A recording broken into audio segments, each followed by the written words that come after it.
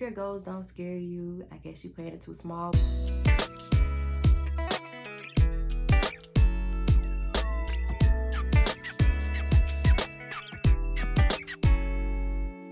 Hey y'all, welcome to my channel. My name is Brianna, and in today's video, I'm going to be sharing with y'all my goals for 2021. So let's get to it. So this year, I decided to break down my goals into a few categories to make my goals a little bit more organized. So the categories I have are writing, financial, travel, professional, hobbies, YouTube, and self-care. And I also have fitness too. And if y'all see me looking down, it's because I have my laptop with my goals written down right here. All right, so let's start with the writing goals. So this writing goal is the same from last year. I want to write or edit almost every day. I truly believe that if you want to be a great writer, you got to be consistent with it. And having this goal right here is going to force me to be consistent while also giving me the space to rest, because I don't like writing every day, even though writing is something I love doing probably more than anything. I know that burnout can happen, and I don't want to burn myself out, especially on days when writing is hard. I don't want to have to force myself to get something out if it's just not coming. And with this goal, it allows me to do that. And I also want to begin the querying process. And for those of you who aren't familiar with traditional publishing, querying is when you are putting your work out there. Cold emails are a thing.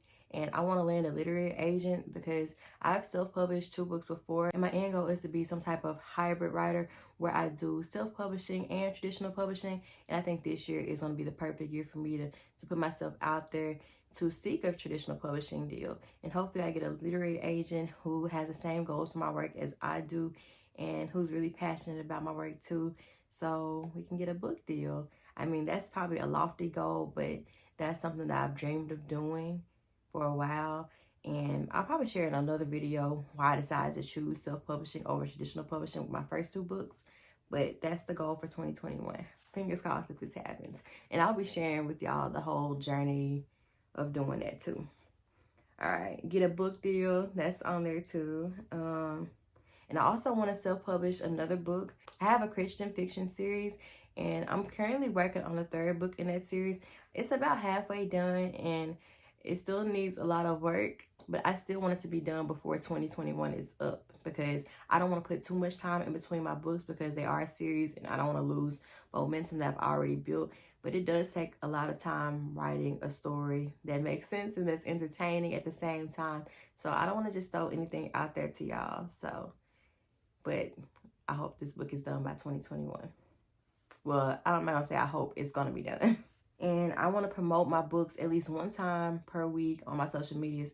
I'm always on social media, but I often forget that I'm an author too, and I need to use my platforms to promote my work. And I think this will really help me get my books out there, because the one downside of being a self-published author is that you have to do all the marketing yourself, basically, unless you hire somebody to do that. And with my coins, I'm not doing that. Well, not right now anyway. So that's one of the downsides of self-publishing, and I could be doing better at that. And I also want to be a vendor at least 6 events. Hopefully COVID allows for this, because this past year, my goal was to be a vendor at 4 events, which really didn't happen. I only was a vendor at 2. And that's mostly because I was just a little bit scared about COVID. I didn't really want to be in front of a lot of people. And the same is still true for now. So hopefully with the vaccine coming, things get a little bit better, so I can actually allow this goal to happen, because word of mouth is a big thing, and just having my books in people's spaces, I think it will be beneficial. So I want to do that. All right, so those are all my writing goals for now. And let's go to financial. One goal I have is to invest once per month. This past year, I've invested a couple times a month, and I think having once per month in there is like, it's kind of like a basic benchmark to have. I'm still new to investing, and I know that there's some risk that comes with it. So I have about $3,000 currently invested in my stocks. I want to continue to invest as I learn more and more about investing, and basically use my money to pay myself, you know. I also want to continue to pay off my credit card debt. I've mentioned it before, I was reckless in college, my credit cards, and I'm still paying for it. Last year my goal was to pay off 1 credit card, and I thought about doing the same goal this year, but I decided not to, because once I paid off that 1 credit card, it's just kind of like everything else went out the window. So I just want to keep this one general, pay off credit card debt, because once I pay off 1 credit card, I can just move on to the next one without thinking that my goal is already hit. And if y'all wonder how many credit cards I have, I think I have 4, but not all of them are maxed out. Sometimes I be thinking like credit cards, like I could pay them off or I could just do something else with my money. So it's probably a reckless way to be thinking. So that's why I need to address that. And I also want to increase my savings this year. I did a really good job in 2020 of building up my savings, which is partially due to the fact that I'm still living with my parents, which allows me to save more money than I would be able to if I was living on my own. So I want to continue to build up my savings. I think that speaks for itself. I think we all could use money just in case an emergency arises. It's good to have that emergency fund there. As I already said, like I want to invest some money too. And I think you just need to find like the amount that you want to put in your savings each month and the amount that you want to put in your investment account. And I think finding that has really helped me. Now I'm going to share in another video probably later on this year how I decide how I'm going to budget my paychecks. My travel goals, I want to travel more if I can. Kept this as basic as possible because I want to travel a lot this past year, but COVID happened, so I couldn't really do that. But this year, if everything allows, like I want to travel when I can, and if it's safe. Until then, I'm gonna be stuck in the house, and that's okay. Professional goals, I want to start a tutoring business this year. I really have a passion for working with kids, and I have such broad educational interests, and I really want to help some kids in my own community. And even if I can travel a little bit with tutoring, I want to eventually do that too, because traveling tutors, I heard they get paid a lot of money, and I'm not doing it for the money, but I think this will be a nice side hustle too. So it'll benefit me and it'll benefit the kids that I'm working with. Hobbies, I really just made this category, but I want to dive more into photography. If you follow my Instagram page, you know I really love nature, but I don't really like going outside, which is kind of weird. But I love taking pictures of like sunsets and stuff like that and bodies of water. And I really want to dive into photography more and learn more about it to make my pictures stand out more. And maybe one day I could turn it into a business. Probably not right now because I'm not that good at it, but you never know what could happen. So I really want to learn more about photography, how to take great photos, the best time to take photos, all that type of stuff, because it really excites me and it kind of gets me out of my own head too, in a way that writing doesn't. In my YouTube goals, I want to post 1 YouTube video per week. And I know that's doable because I did Vlogmas and I posted every day for 25 days straight. So I know I can do this. Even if it's a week that's really hard and I don't feel like doing anything. Because there were many days in Vlogmas where I felt like that. If I can do it during Vlogmas, I can do it once per week. No excuses. So that's my goal, but I'm still trying to figure out which day of the week that I want to post on. So if you have any ideas or suggestions on which days of the week I should post, be sure to comment down below so I can hear your thoughts. And I want to interact more with channels that I admire. There are a few YouTubers that I follow that really inspired me to start my channel. So I want to interact more with those channels because I think that'll allow me to connect with other people who are following their channels and who have YouTube channels of their own. And I just think that whole networking aspect can be done that way based on some of the videos that I have seen on how to improve your channel, and just from my own personal experience with interacting with other people on other channels. My self-care goals. I want to make sure I do my skincare routine daily. Once I find a skincare routine that works for me, I do it for a while and then I stop once my skin gets to the place where I'm like, dang, my skin looks good. I don't really need to do that until today. And then I end up pushing it off for another day and another day. And then the next minute I look up and I'm like, dang, my skin is just not where it was at a few weeks ago.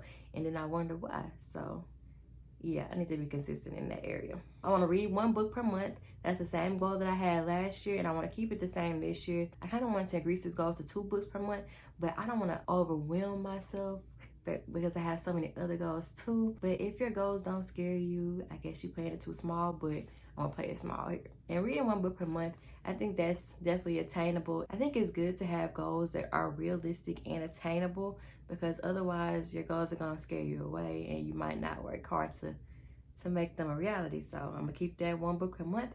And another self-care goal, this probably ain't the right category for, but I have get an apartment because I love having my own space. I realized that when I was out in Florida, I love having my own space. Even though then I had roommates, that was different, but I really want to have my own space this year. And I definitely believe that's something that I can do, because I've been living with my parents for a little over a year now. And when I first moved back to Forest City to begin working, I was telling myself that I was only gonna live here for 6 months. But it's kind of hard finding housing in Forest City, in my opinion.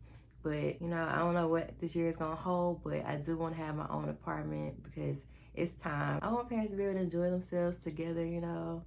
So I don't want to be just 25 years old still living with my parents, even though sometimes I feel like that's the best situation for you, but I think it's time for me to move on. God willing, I'm gonna have my apartment by the end of this year. Or a house, shoot, I don't know. Never know what God gonna do. And my fitness goals, I want to exercise 2 times per week. Last year, my goal was to exercise 3 times per week. Did not hit that.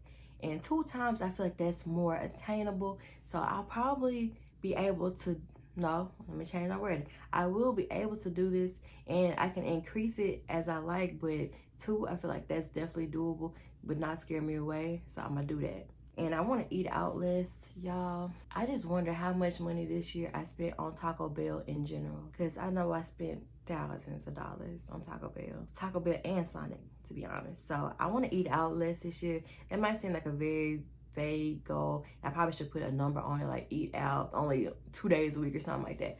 But I'm not going to do that. I'm just going to keep it general. But I know I'll save so much more money if I don't eat out as much. It'll also be better for my health because they'll force me to maybe try to cook and eat more healthy things. But we gonna see. I'll keep y'all posted on that one. That's one of my goals I'm not looking forward to. But my fitness goals in general are things I'm not looking forward to, but it's stuff I know I gotta do. But yeah, these are all the goals that I have this year.